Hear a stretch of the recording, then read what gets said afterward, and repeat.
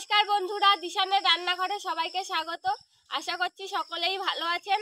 আজকে আবার একটা দুর্দান্ত স্বাদের রেসিপি নিয়ে চলে এসেছি। এই যে দেখুন, এটাকে আমরা খারখোল পাতা বলি, অনেকে আবার ঘেটকোল পাতাও বলে। কে কি নামে চেনেন বলবেন কমেন্টে। এই পাতাটা দিয়ে আজকে রেসিপিটা করব, সেই জন্য দেখুন কেটে নিচ্ছি। এরকমভাবে হাত দিয়ে কেটে নিচ্ছি, পুরোটা তুলে নেব না, কারণ আবার এখান থেকে পাতা বেরোবে। বৃষ্টি হয়েছে সেই জন্য এই পাতাগুলো উঠেছে মাটি পুড়ে। এই গাছটা লাগাতে হয় না, প্রতি বছর বৃষ্টি হলেই বেরোয়।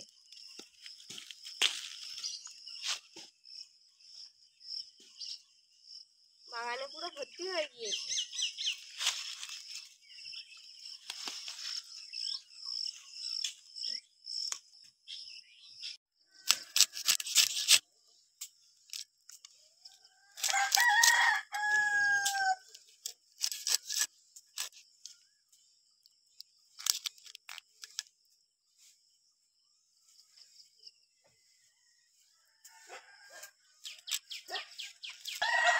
দেখুন, আমি এদিকে খারকোল পাতাগুলো তুলে ভালো করে ধুয়ে নিয়েছি। এবার কুচিয়ে নেবো একদম মিহি করে।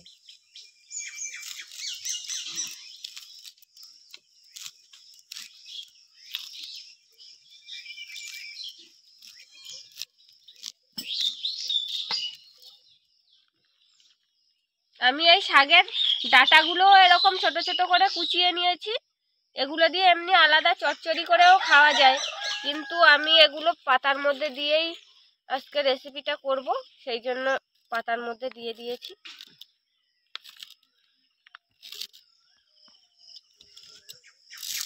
আমি গলদা চিংড়িটা ভেজে নেব। লবণ, হলুদ। বৃষ্টি পড়তে না পড়তেই দেখেছো শাকগুলো বেরিয়ে গেছে। জল পড়লেই শাক বেরিয়ে গেছে। সেরকম বর্ষা এখন পড়ে পারিনি, তাই বেরিয়ে গেছে। মাছটা ভেজে নিয়েছি, এবার শুকনো খোলায় পাতাগুলো ভেজে নেব। পাতাগুলো দিয়ে দিচ্ছি।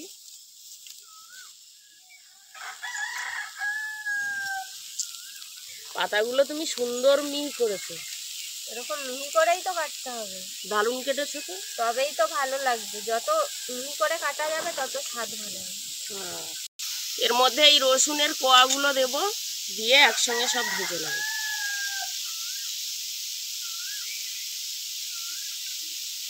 একদম শুকনো করে, জলটা শুকনো করে নিতে হবে, শাকের গায়ে যেন জল না থাকে। ভালো করে একদম ভেজে নিতে হবে। আপনারাও এইভাবে খারখোল পাতা বাটা করে খেয়ে দেখবেন, দারুণ লাগে খেতে গরম ভাতের সঙ্গে। বন্ধুরা, আপনারা এরকম আরো নতুন নতুন রেসিপি দেখতে আমাদের চ্যানেলটিকে সাবস্ক্রাইব করবেন, আর অবশ্যই পাশে থাকা বেল আইকনটি প্রেস করবেন, তাহলে আমরা নতুন কোনো ভিডিও আপলোড করলে নোটিফিকেশন আপনাদের কাছে পৌঁছে যাবে।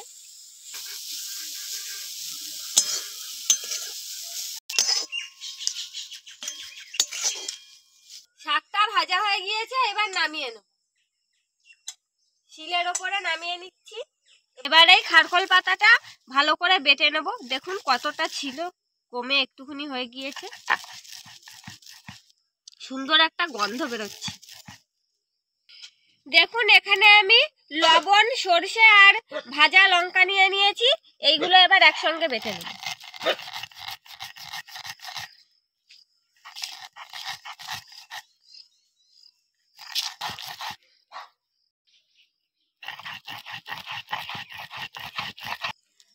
দেখুন, খারকোল পাতা বেটে তুলে নিয়েছি। এখানে পেঁয়াজ কুচিয়ে নিয়েছি, পেঁয়াজটা হাত দিয়ে একটু। চিংড়ি মাছটা ভাজা হয়েছে, গলদা চিংড়ি। এবার এটা ভালো করে ছাড়িয়ে নিয়েছি খোসাটা। এবার সবগুলো একসঙ্গে দিয়ে এবার এর মধ্যে সরষের তেল দিয়ে দেবো।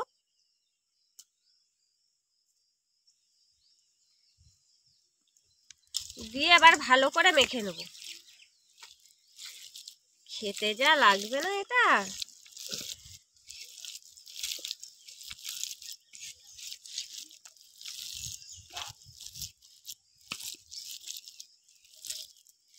গরম ভাতে যা খেতে লাগবে, দারুণ লাগবে। ভাত। দেখুন বন্ধুরা, খারখোল পাতা বাটা আর গরম ভাত নিয়ে নিয়েছি। এবার খেয়ে দেখবো কেমন স্বাদ হয়েছে। দারুণ স্বাদ হয়েছে, খুব সুন্দর লেগেছে খেতে। আর গলদা চিংড়িটা দেওয়া হেবি সুন্দর লাগছে। গলদা চিংড়ি ঘিলু হয়েছে, ফাটাফাটি খাওয়াটা। আপনারাও বাড়িতে এইভাবে তৈরি করে খেয়ে দেখবেন। খারকোল পাতা বাটা ভালো লাগছে খেতে, খুব সুন্দর হয়েছে। আমাদের আজকের ভিডিওটি শেষ পর্যন্ত দেখার জন্য ধন্যবাদ। ভালো লাগলে লাইক কমেন্ট শেয়ার করবেন। আবার ফিরে আসবো নতুন একটা রেসিপি নিয়ে। সবাই ভালো থাকবেন, সুস্থ থাকবেন।